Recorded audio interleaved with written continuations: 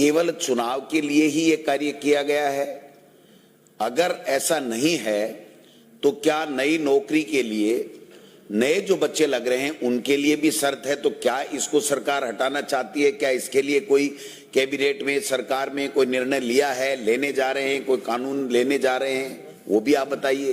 दूसरा, इसके कारण से जो भी भारत सरकार की कोई भी योजनाएं, चाहे वो यूपीए सरकार के समय थी, चाहे वो एनडीए सरकार के समय है, चाहे वो राजस्थान की कांग्रेस की सरकार के समय हो, चाहे आज भारतीय जनता पार्टी की सरकार है उसके समय हो, उन योजनाओं में 2 से ज्यादा किसी के बच्चे हैं तो उन योजनाओं का लाभ उनको नहीं मिल पा रहा है। आप अगर देखेंगे तो शिक्षा और स्वास्थ्य के अंदर ऐसी दर्जनों योजनाएं हैं कि 2 के बाद में उनको वो लाभ नहीं मिल पा रहा है।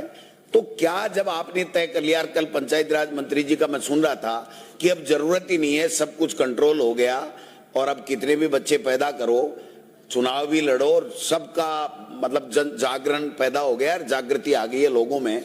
इनका शब्द कोट कर रहा हूं मैं। इन्होंने कहा कि अब इसकी प्रासंगिकता रही नहीं, इसकी जरूरत रही नहीं। इनके लिए तो हो सकता है नहीं रही हो, लेकिन देश के लिए जरूरी है, प्रदेश के लिए जरूरी है। तो जब ऐसा हो गया तो क्या इन योजनाओं में आप छूट दोगे क्या?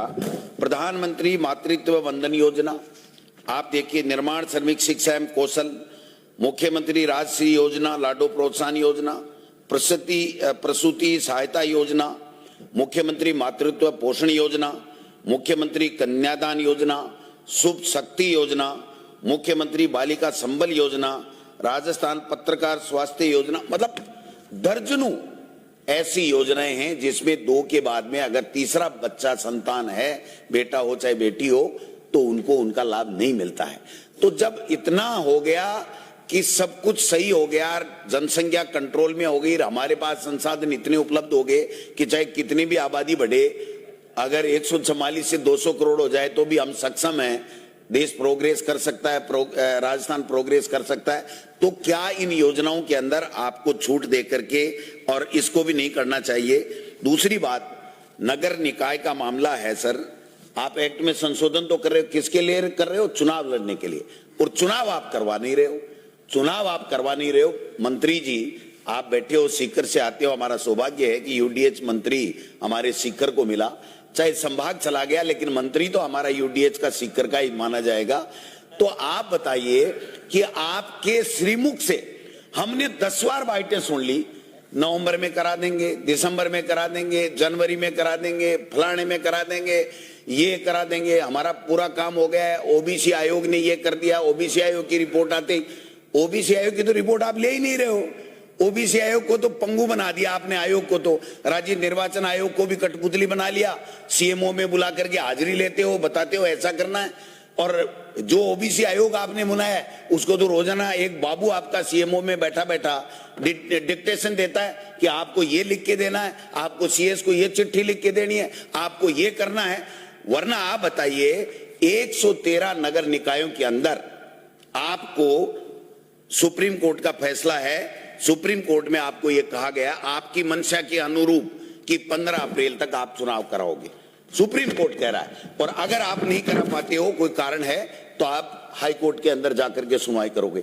113 के अंदर फैसला कर दिया कि आपने जहां सीमा नहीं बढ़ाई, जनसंख्या नहीं बढ़ी, सेम वार्ड हैं, जब सारी चीज वो की वो हैं, तो आप इसमें पुनर्सीमांकन नहीं करोगे।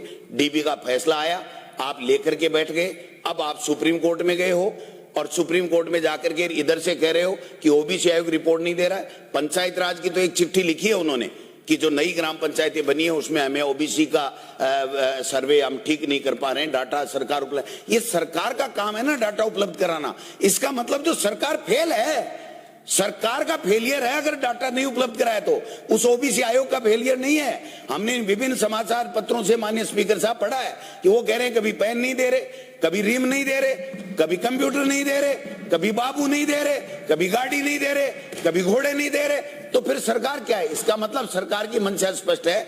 अभी कल या परसों में एक फैसला आया है नोखा नगर पालिका का कि उसमें कह दिया कि नहीं, वो भी डीबी का फैसला है कि नहीं नहीं ये धारा इस पे लागू नहीं होती और आप सरकार परिसीमन कर सकती है। अब दोनों फैसले कंट्रोवर्सी है दोनों में। कॉन्ट्राडिक्टरी फैसले हैं। जब दोनों कॉन्ट्राडिक्टरी फैसले हैं तो सुप्रीम कोर्ट के अंदर आपने जो लगा रखी है, सैम लोढ़ा का जो फैसला था उसमें आपने वहां जाकर के अपील लगा रखी है, तो आप बताइए कि उस फैसले के अंदर क्या आप सुप्रीम कोर्ट में वहां जाकर के करेंगे कि साहब आप बताइए क्या करना है। यानी आप कंफ्यूज सरकार है। और कंफ्यूज के साथ साथ एक और मैं निवेदन करना चाहता हूं, आप सीकर से आते हैं, नगर निगम वहां पर नगर निगम तो नहीं बन पाया, अभी आपसे बनाते हो 2.5 साल हो रहे, देखते हैं। लेकिन जो यूआईटी बनी हुई है उसका गजट नोटिफिकेशन होकर के आपने समय उसका सीमा का निर्धारण कर दिया, नगर परिषद का एरिया आपने बढ़ा दिया, नगरीकृत क्षेत्र आपने बढ़ा दिया। अब कभी तो कहते हैं कि कन्वर्जन का काम, कॉलोनी काटने का काम, ये डेवलपमेंट का काम, कभी तो कहते हैं नगर परिषद करेगा, कभी आपका आदेश आ जाता है कि यूआईटी करेगी। तो ये कंफ्यूजन की स्थिति चुनाव में भी है, डेवलपमेंट में भी है और इस बच्चों वाले काम में भी है।